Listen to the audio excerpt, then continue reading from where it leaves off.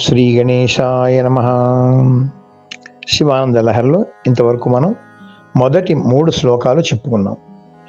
మొదటి శ్లోకంలో కళాభ్యాం చూడాలంకృత శశికళాభ్యాం నిజతప ఫలాభ్యాం అంటూ శివశక్తుల యొక్క సామ్యస్థితి, సమయాచార తత్పరత చూపించి ఆ శివశక్తులకి నమస్కారంతో ఒక ప్రార్థనా శ్లోకంగా శంకర భగవత్పాదులు శివశక్తులను మనకి పార్వతీ పరమేశ్వరుని దర్శింపజేశారు.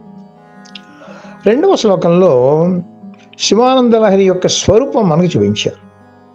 ఈ కావ్యానికి పెట్టినటువంటి పేరు శివానంద లహరిని అక్కడ స్ఫురింపజేశారు. మూడవ శ్లోకంలో శివానంద లహరి ప్రతిపాద్య దైవం ఎవరు, ఆయనకి ఉండే విశేషణాలు ఏమిటి అనేటువంటిది మనకి మూడో శ్లోకంలో చెప్పారు.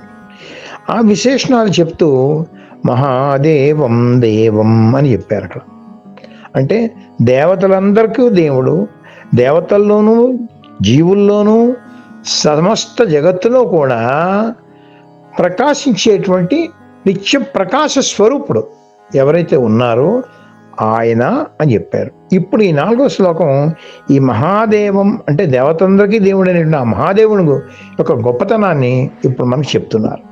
అదే ఇక్కడ శివానంద లహరి 4వ శ్లోకంలో సహస్రం వర్తంతే జగతి విబుధా క్షుద్ర ఫలదా నమన్యే స్వప్నేవ తదనుసరణం తత్కృత ఫలం హరిబ్రహ్మాదీనామపి నికట భాజామ సులభం శిరం యాచే శంభో శివ తవ పదాంభోజ భజనం.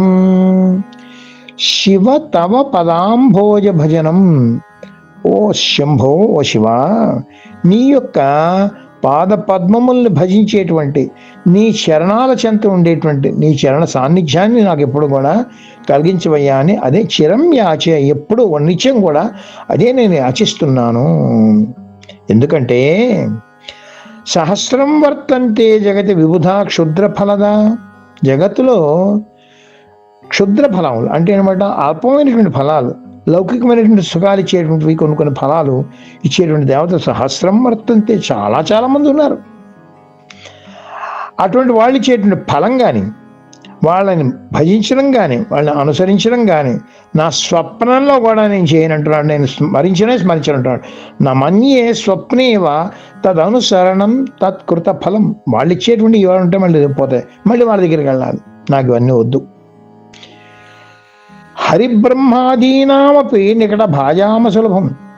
హరిబ్రహ్మాదులు కూడా ఆ శివచరణ సాన్నిధ్యం గురించి తహతహలాడుతూ ఉంటారట.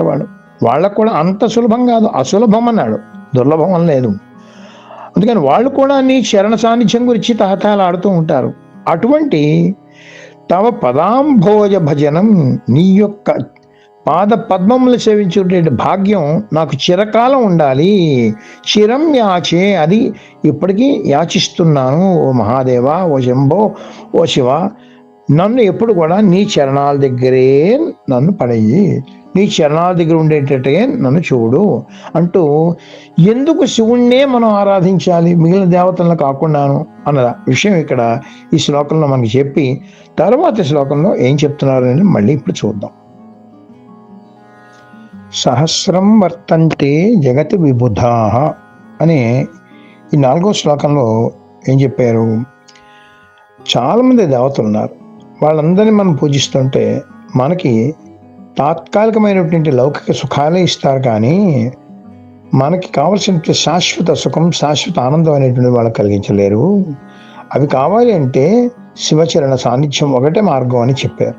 సరేనండి, ఏ దేవతలనైనా మనం కొలవాలంటే ఏ విగ్రహం దగ్గరకో ఏ దేవాలయం దగ్గరకు వెళ్ళాలి, వాళ్ళు మనకు కనబడరు.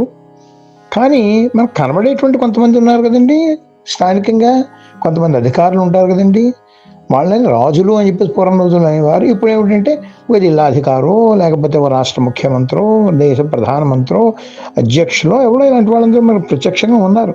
వాళ్ళతో మనం అపాయింట్మెంట్ తీసుకుని వెళ్ళి అడిగినట్లయితే వాళ్ళు మాత్రం ఇవ్వరా?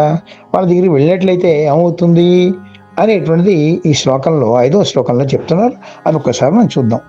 స్మృతౌ శాస్త్రే వైద్యే శకున కవితా గాన ఫణితౌ పురాణే మంత్రే వా స్తుతి నటన హాస్యేష్వ చతురః కథం రాజ్యాం ప్రీతిర్భవతి మయి కోహం పశుపతే పశుం మాం సర్వజ్ఞ ప్రధిత కృపయా పాలయ విభో. కథం రాజ్యాం ప్రీతిర్భవతి, పోనీ ఇలాంటి రాజుల దగ్గర పెడదాం అనుకుంటే మాత్రం వాళ్ళను కూడా మెప్పించాలి అంటే నేనేం చేయగలను? అసలు నేనెవడినో నాకే తెలియదు. మై కోహం పశుపతే మాం పశుం మాం, నేనెవడినో కూడా నాకు తెలియనట్టు పశువునయ్యా ఓ పశుపతి అని భక్తులు అంటున్నాడు. అంటూ పోనీ రాజుల దగ్గరికి వెళ్దాము అంటే రాజులకు ఎంతసేపు ఏం కావాలి వాళ్ళ దగ్గర? స్మృతవు, ఏదో వేదాలు శాస్త్రములు అదే స్మృతులు ఇటువంటివన్నీ చెప్పుకుని వాళ్ళని ఏమైనా మెప్పించుదాము అంటే నాకు అవి రావు, స్మృతులు ఏమి రావు. శాస్త్రే, నాకు శాస్త్ర పాండిత్యం అస్సలు లేదు. వైద్యే, పోనీ వాళ్ళకో లేకపోతే వాళ్ళ కుటుంబాలకో వాళ్ళ సన్నిహితులకో ఎవరికైనా ఏ రుగ్మతలు రోగాలు ఏవో వచ్చినట్లయితే అవి నయం చేద్దాం అనుకుంటే నాకు ఆ వైద్య శాస్త్రం కూడా రాదు, చికిత్సా శాస్త్రం కూడా రాదు. నాకు ఆ విధంగా మెప్పించలేను. శకున, అయ్యా మీరు అలా వెళ్ళకండి, ఇలా చేయండి, ఈ చేయండి, ఇలా చేయండి అనేటువంటి శకునాలు కూడా చూపించేటువంటి ఆ శకున శాస్త్రం కూడా నాకు రాదు.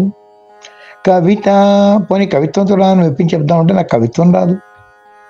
గాన పండితం, సంగీతంతో కొంతమందిని మెప్పించవచ్చు, కానీ నాకు సంగీతం కూడా రాదు. పురాణే, పోనీ పురాణ ప్రవచనాలు ఏవో చేసి వాళ్ళని మెప్పిద్దామంటే అది రాదు నాకు. మంత్రే, ఏదో మంత్రాలు చేసి అవి ఇవి చూపిద్దాం మాయ చేద్దామంటే మంత్రాలు రావు నాకు. స్తుతి, స్తోత్రం చేద్దామంటే స్తోత్రాలు రావు. నటన, పోనీ ఏదో నటించి కాస్త ఏదో హావభావాలతో చేద్దాము అనుకున్నట్టయితే నాకు ఆ నటన కూడా రాదు. హాస్యేషు, హాస్యంతో పోనీ మెప్పించి ఆయన నవ్వించి ఆయన చేద్దామని ఆయన మెప్పు పొందామంటే నాకు అది కూడా తెలీదు. సో ఇవేమీ నాకు తెలియవయ్యా. అచతుర, వీటన్నిటిలో కూడా నాకు అస్సలు చతురత్వం లేదు, నాకేమీ తెలియదు నాకు. మరి అలాంటప్పుడు కథం రాజ్యాం ప్రీతిర్భవతి, ఈ రాజులందరినీ కూడా నేను ఏ విధంగా మెప్పించగలనయ్యా? నేను అసలు నా యొక్క బలహీనత ఏమిటి? నేనెవడినో నాకే తెలియని పశువుని నేను. మై కోహం మాం పశుం పశుపతి, నేనెవడినో కూడా నాకు తెలియనటువంటి పశువుని నేను. అందుకని నాకు ఇవన్నీ వద్దయ్యా, నాకు ఆ దేవతలు వద్దు, ఈ రాజులు వద్దు. నాకు కావాల్సిందల్లా ఏంటంటే సర్వజ్ఞ ప్రథిత కృపయా పాలయ విభో. సర్వజ్ఞుడు నువ్వు ఉన్నావు కదా, అన్ని తెలిసినవాడు నువ్వు ఉన్నావు. ప్రథిత, వేదమూర్తి సాక్షాత్తు వేదపురుషుడు నువ్వు, వేదరూపుడు నువ్వు. అటువంటి వాడిని నిన్ను ఆశ్రయించుకుంటే చాలయ్యా నాకు. కృపయా పాలయ విభో, అందుకని నువ్వు అనుగ్రహంతో కరుణా కటాక్షాలతోటి నన్ను పాలించవయ్యా చాలు. నాకు ఈ దేవతలు వద్దు, నాకు ఈ రాజులు వద్దు, ఇంకోళ్ళ దగ్గర నేను వెళ్ళినా నాకు ఏం చెప్పాలో ఏం మాట్లాడాలో కూడా నాకు తెలియదు. అందుకని పూర్తిగా నీ దగ్గరే ఉంటాను, నీ చరణ సాన్నిధ్యంలో ఉంటాను, నువ్వు నన్ను కరుణించవయ్యా అని చెప్పేసి భక్తుడు శంకరాచార్య వారు మన తరపున వేడుకుంటున్నారు మహాశివుడు అనమాట. ఎంత చక్కటి ఉత్తమమైనటువంటి భావన చూడండి. ఈ శ్రీవానంద లహరిలో మనం చూస్తున్నట్లయితే పశుపతి అనే శబ్దం చూసారా, మళ్ళీ ఇక్కడ కూడా వాడారు. ఆయనకి మహా ఇష్టమైనటువంటి శబ్దం పశుపతి. అందుకని ఈ చాలా చాలా శ్లోకాలు ఈ పశుపతి అయినటువంటి మనకు కనబడుతుంది. ఎందుకంటే మనం పశువులం చెప్పుకున్నాం కదా, మనం పశువులం, ఆయన పశుపతి. మన వల్ల ఒక కొన ఉంది, ఆయన చేతిలో ఒక కొన ఉంది. ఆయన మనం లాగుతున్నాడు, ఎప్పుడు ఆ పాశం విడిపిస్తాడో మనకు తెలియదు. అందుకని ఆ పశుపతి యొక్క తత్వాన్ని, పశుపతి యొక్క కార్యాలని కూడా మనకేమో ప్రతి శ్లోకంలో కూడా ఆయన చూపిస్తూ ఉంటారు. అదొకసారి చూసి మనం ఆస్వాదిద్దాం. నమశివాభ్యాం. మన మోహనవాణి కార్యక్రమాలు మీకు నచ్చినట్లయితే వెంటనే ఒక లైక్ చేయండి, అలాగే కామెంట్ చేయండి, ఎక్కువ మందికి షేర్ చేయండి. సబ్స్క్రైబ్ చేసుకోకపోతే వెంటనే మన ఛానల్కి ఇప్పుడే సబ్స్క్రైబ్ చేసుకోండి. ధన్యవాదాలు.